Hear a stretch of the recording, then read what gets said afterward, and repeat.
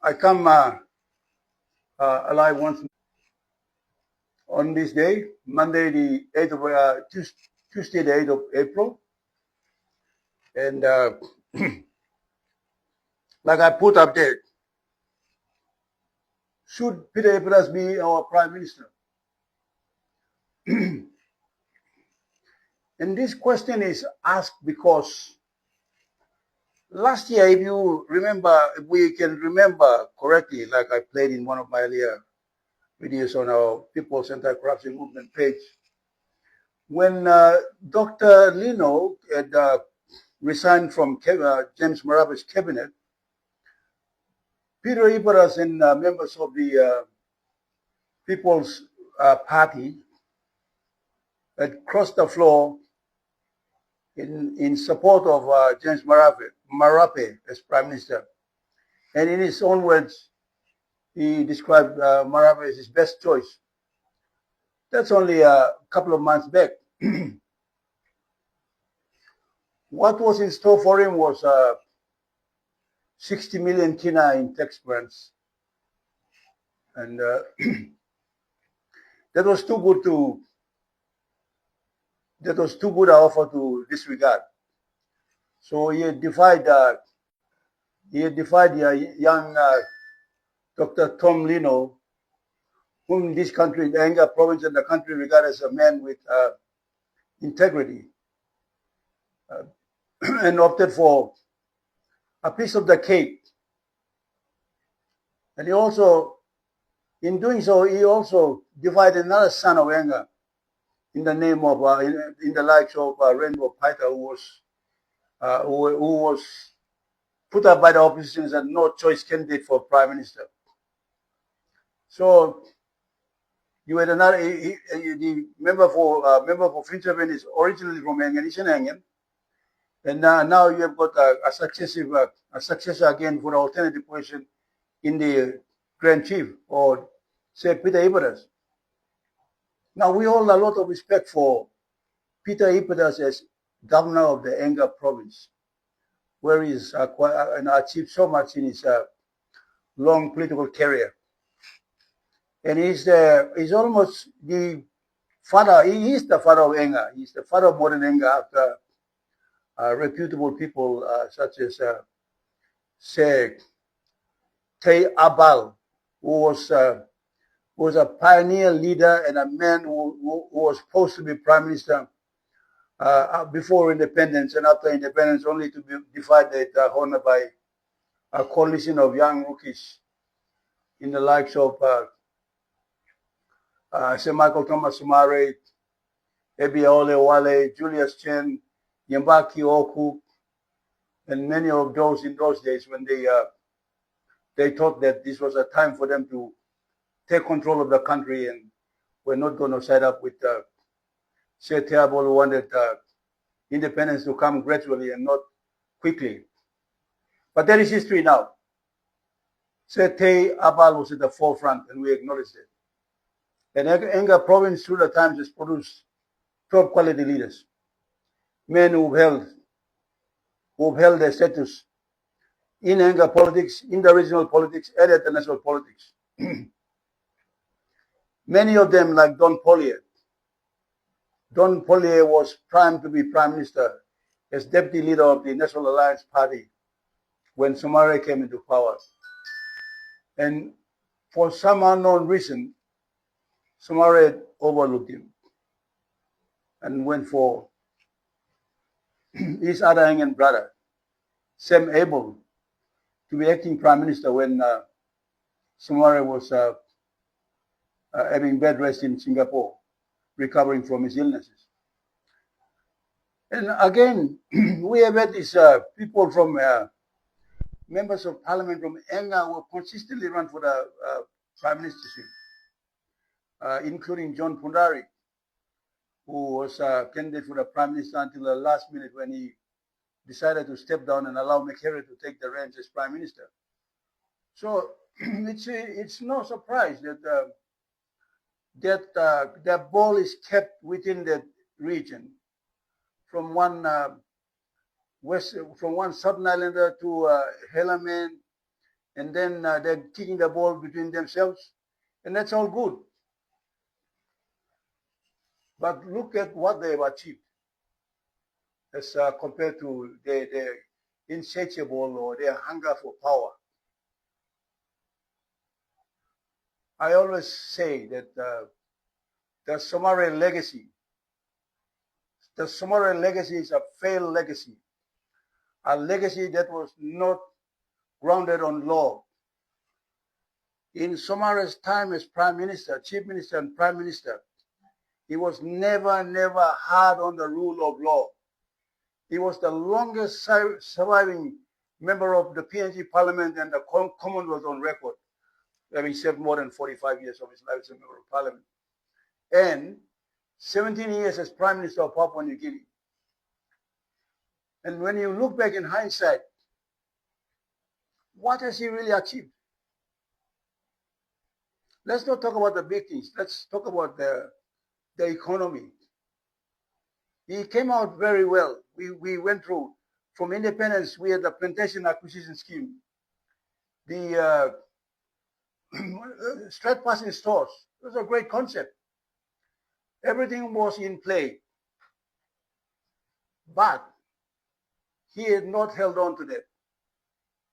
There are some critical areas that he overlooked, and that was the rule of law.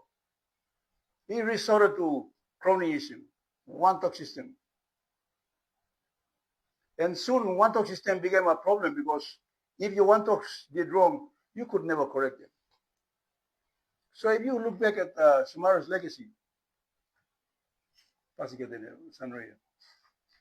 you look back at the Somali legacy, it's a legacy of you scratch my back, I scratch your back. And Somali brought out proteges like Sir Julius Chen, Pius Wingti. They all came out of Somali. Much later, you had Rabbi Namalu, you had Mekere Morauta, and with Mekere Morauta, you had Bill Skate, then you had Mekere Morauta.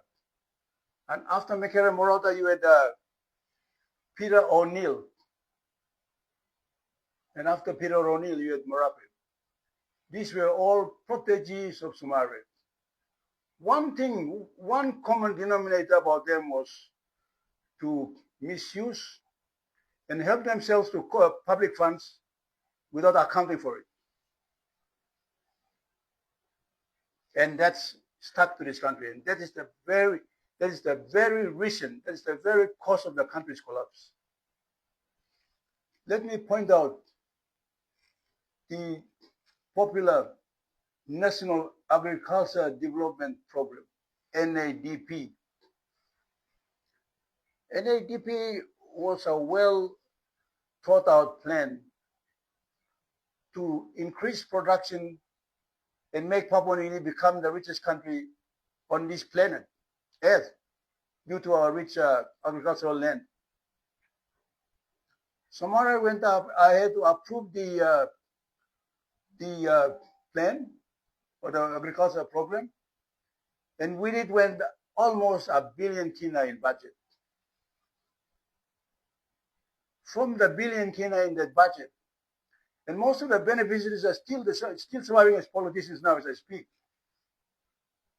1 billion kina was spent on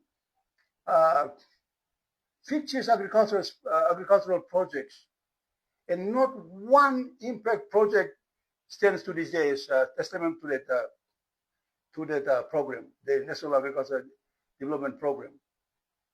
And I think last year, Marape launched a similar one. And yesterday he was in Ley talking about agriculture. Now, Marape, you got to be honest. I think you were one of the beneficiaries of the NADP in your early days.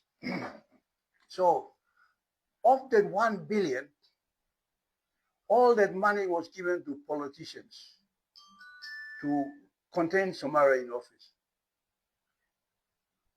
And so after the NADP program, every politician like Peter O'Neill, Marape, and everybody that came had a scheme to his name to sustain members on the floor of Parliament. Now, O'Neill had his own scheme. What was O'Neill's scheme? The District Development Authority. Well, it was a very smart one, wasn't it? It was even unconstitutional. It defied the law. It defied the Public Finances Management Act because they had a form called the form number 11, which only the member of Parliament could sign to approve any funding whatsoever. That's not been fixed yet. So, what I'm trying to say here to the people of Papua New Guinea is that the Parliament was orchestrated and intricately designed to become a den of thieves. And it is a den of thieves as I speak. So what did Marape come up with? Marape concocted a brilliant scheme called the Connect PNG program. And he himself was the single biggest beneficiary of that scheme. How did he become the biggest beneficiary? You look at a company called Ipwens Construction Limited. Ipwens Construction Limited got the biggest slice of the cake from it was futuristic. It was given 3.5 billion kina worth of contracts for the entire scheme. Maybe if Marape survives again, that would double or treble. But what did they build? What are the super highways that Ipwens Construction built? Nothing. Some road maintenance in the upper highlands between Southern Highlands, Hela and Enga. And that's all. But last year, from February 2023 to April 2024, if the Department of Works records that were leaked out are factual, Ipwens collected a cool 750 million kina. And Marape had almost 1 billion of slush funds to throw around. So it's no big deal. See a lot of people on the social media, talking about Highlanders and coastals and all that blah, blah, blah bullshit. Get to the facts. Somara used the NADP to stay in power. O'Neill bettered it by using the District Development Authority Act, giving each member a discretion of 10 million kina to play around with. And now, Marape became much smarter.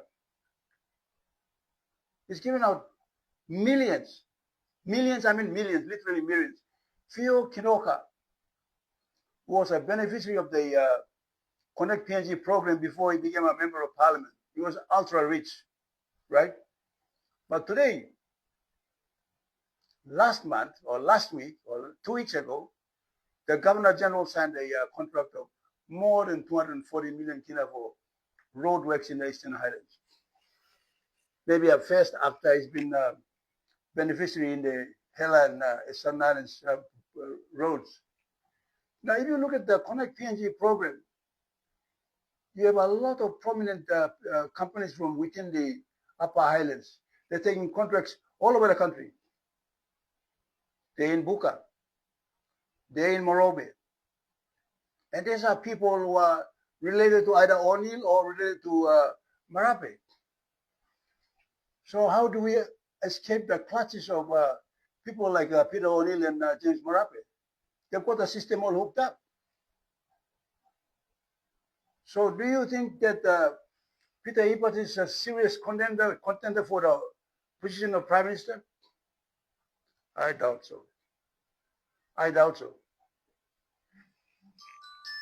He is just an implant.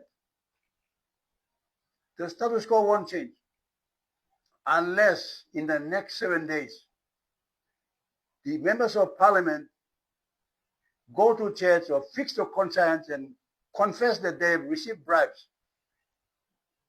from all sides. Some who have been around have received bribes from Peter O'Neill. And the current ones have received a lot of bribes from Marape and his contacts. So it's not a house of integrity. It's not a government of integrity. It's a government of thieves. And that's as simple as that. So what do you think they're going to do next week, Tuesday? Nothing different. Peter Ipatas has made a very shallow statement saying that I'll give it a go. No, Governor Ipatas, you have been you've been a politician for 30 years. What are your national policies for People's Party? Apart from free education and free health care and all that. We have not taken back the economy. I'm talking to you as the president and president of the People's Anti-Corruption Movement and front runner in restoring indigenous land rights. In 2009, I was in trying to consult Papua landowners. When my other delegation slept in Papua town, I chose to sleep at the Iralia men's house with bed bugs and all the rest of it, light the fire, burn the cocoa, because I wanted to understand what your vision was for the country. You have driven anger.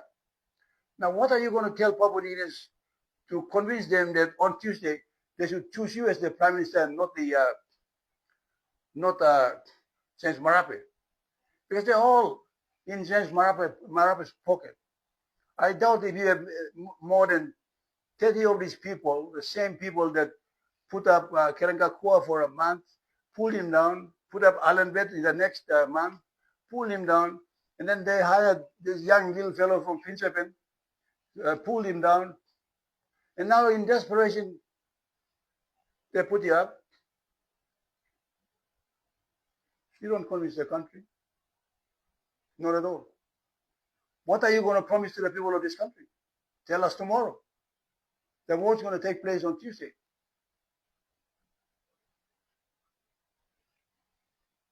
Governor, my lines are open. 75895389. I'm on Facebook. I'm on WhatsApp. I am asking you, Governor Ipatas, to come forward. We'll have a two-man talk, and you will pour out your vision to the country. If you got no vision for the country, withdraw your name on the 11th hour, allow Marape to continue. We will apply the law on parliamentarians who think that they can have it their way. This country is sick and tired of political opportunities and yo-yos. You are there one day, you are over here the next day. Let's go to stop. You are a very senior politician. You want to come out with your own script. You tell us your platform. The country is waiting to receive your platform. How are you going to tackle the law and order situation? You got to start in anger first. Marape is going to start in Taripori and Hela first. That part of the world has consumed all the money on law and order. You two can't even fix it. You two are not in the front. You are running around in Waigani trying to tell the world that you can save this country. What a shame. You two better get real. Just to let you know, I've done what I have to do. As a leader of the people, in filing a criminal complaint against the Prime Minister, Honorable James Marape, last Tuesday, on the 3rd of April, at the Assistant Commissioner Crimes Division at the auditor's office to investigate, process Honorable James Marape and all the members who solicited bribes to support James Marape to stay on as Prime Minister. And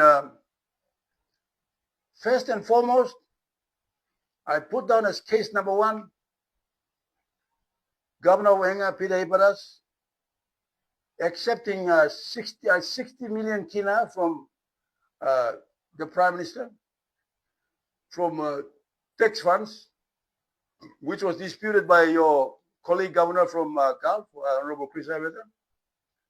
And that has been blocked by the courts, and the courts had made it null and void because there was no appropriation under the 2024 budget for government of Papua New Guinea budget. It remains as an inducement for you and your members to cross over and support Marape. Secondly, I have also referred your colleague, your colleague governor, Honorable Luther Wenge, who earlier challenged Marape. It was just a maneuver to get Marape's attention, and he had accepted an offer of 50 million or 100 million in IDG grants, the books will reveal. Now, I have also cited him as soliciting a bribe, and cited Marape as giving him a bribe. And case number 3 goes to the city's governor, Honorable Poes Paco. He rallied his numbers, making a lot of noise that he could be a candidate for the prime ministership. And James Marape pulled a fast one on him, sent the Ombudsman Commission to do an audit on 45 million kina that he gave as a contract to his girlfriend or mistress, Fazila Bazari. And when the Ombudsman came back, he was lost. He went back to Marape and said, well, I'll give you the support if you give me more money. So Marape allocated another 30 million kina for this hospital project in Geru, which I believe was paid to a company named Asia Pacific PNG Limited. I am not surprised if it's a business partner of all the former Prime Minister, current Prime Minister, and the Governor of NCD, because he has done a lot of deals with all of you in office. We are monitoring you. Now, this is a blunder. It's a case of misappropriation, stealing of public finances. There was no procurement process for design or whatever of the hospital. A big hospital that would cost about 800 million kina. But the monies were paid under the table to this little known company. And not only that, Marape's cabinet, the NEC had given him a huge portion of land. They had directed the lands board to give him a huge portion of land.